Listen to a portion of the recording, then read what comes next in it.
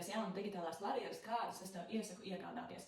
Noteikti es iesaku iegādāties tos brendus, kas ir Yamaha, Korg un Roland.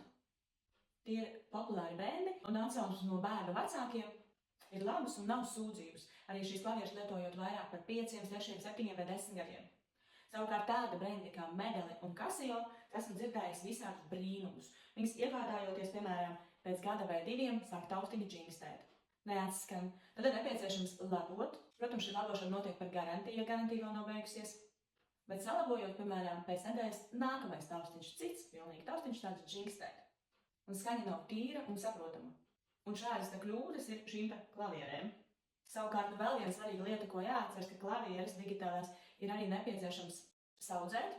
Tādā ziņā, ka maziem bērniem ir tāda tendence kaut ko paņemt un kaut ko ieskrubināt, kaut ko iekabināt un kaut kur ielikt. Piemēram, ja bērns paņem kaut kādu santīmi vai mazu gruzīti vai mazus kaut kādas lietiņas un starp taustiņu mēģina iebāzt vai ielikt vai kaut kā tur nolikt, tad tas drūzis, kas tiek iekšā, viņš, protams, neko labu klavierēm nedara.